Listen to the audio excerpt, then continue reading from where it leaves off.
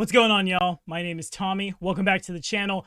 Time for another episode of Magic 101. Today, let's talk about one of the oldest spellcasting things in Pathfinder's history, the runelords, Thassilonian rune magic, and how you, yes you, can in fact play a runelord in Pathfinder 2nd Edition. Remember, if you're liking what you're seeing, to like, subscribe, ding the bell.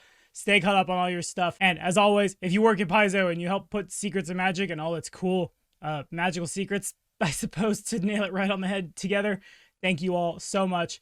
You're the best. Now let's dive in. Okie doke. So, I'm very sure we've talked about the runelords at some point on this channel, probably more than once. It's been a few years. They're very important. I would say follow this card right up here, but I know other creators are putting out stuff about them right now. So rather, I'm just gonna say if you want a longer version of this, just get on YouTube and search runelord Pathfinder lore. You will find a lot of stuff. Because in fact, the runelords date back to like the building blocks of Pathfinder, and truly the building blocks of Golarion itself. To summarize something very briefly that is hard to summarize very briefly, a very long time ago in Golarion's history, there was a powerful spellcaster named Sin who had big giant theories about how magic worked, tracing it back to 7 virtues. Those 7 virtues over time corrupted into 7 sins. His lieutenants betrayed him, formed 7 independent fiefdoms where they could rule and engage in their 7 sins independently, until that whole Earthfall thing where the whole empire fell apart. And then recently, with the reformation of New Thassilon, Sorshan turning over a new leaf, so on and so forth, we see that coming back into the world of Pathfinder, especially on the player side, when one can literally just straight up class archetype into runelord. But we're getting ahead of ourselves. What the heck exactly is Thassilonian rune magic? Well, as Secrets of Magic has been so wonderful at doing basically throughout that entire book, they're real good at taking examples of like the meta and turning them into lore.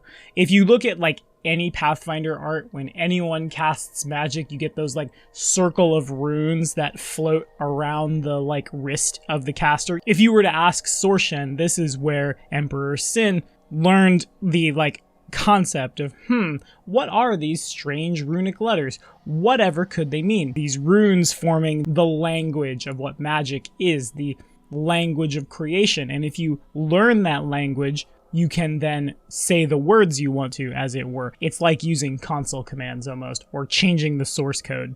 Doing so creates this big euphoric blast of emotion, which can in turn then power those runes further. But that's where the bad thing happens, and over time, indulging in that emotion over and over and over again, it creates a loop of habit, it creates addiction, it gives the turn from the 7 virtues of rule into 7 deadly sins, which you can very often find spelled out on one of these. I'm sure you've seen them a million times. Again, if you look at like any Pathfinder art, particularly older stuff, a Sihedron rune. But using these runes in the days of Old Thassilon was so prevalent that like modern day Varisians are still born with these like birthmarked on them in places. Anyway, all 7 of these runes, as you see here, represent envy, sloth, greed, gluttony, wrath, pride, or lust. Never have I ever very closely looked at the arcane sigils around people's wrists, but I wonder how close they actually are to those, because that's what the lore is. If you're casting a bunch of abjuration things, you might see an inverted envy rune, enchantments certainly, the lust rune, illusion for pride, so on and so forth. Now, what does this mean for a character? Well, if you have access to it at level 1, you can take the runelord class archetype, which should be relatively easy to get, because I'm pretty sure almost every GM will be totally fine with digging out runelord stuff, because secretly we all love Rise of the Runelords. Class archetypes function basically the same way as your other archetype feats, but they alter fundamentally what some of the class things do and have a certain prerequisite. For example, a runelord must be a wizard specializing in one of the 7 schools other than divination. They get additional rune spells associated with their school. They begin play with 2 focus points. They can refocus by indulging in their school's sin.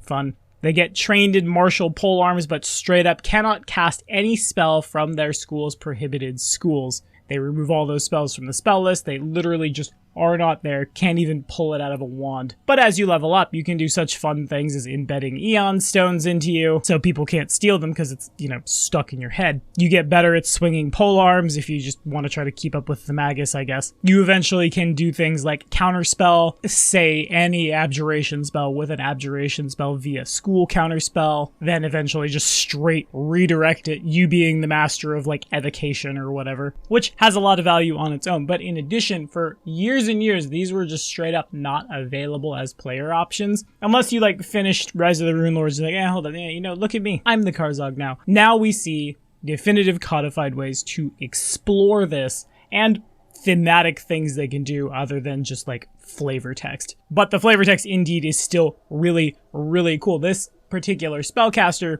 say an evocation-focused wizard, a wrath-focused wizard, is casting their magic entirely differently, not studying the way evocation magic works, though of course there are many who would say you are still doing so, rather tapping into, again, the proverbial console commands of magic to say, no, give me this, and then this is turned into a giant explosion or what have you. And from there, the narrative continues to go in a very unique direction, which is dope as hell. But that's all the time I have for today. What do y'all think? Are we rolling up runelords? Let me know down in the comments below. And we will be back at it next week with, God, I don't even know what. Something for sure. Guns and Gears will be out at that point. I still have a lot of Mwangi Expanse to go through. What do y'all want to see? Put something in the comments. I need direction. Until then, we'll see you next time.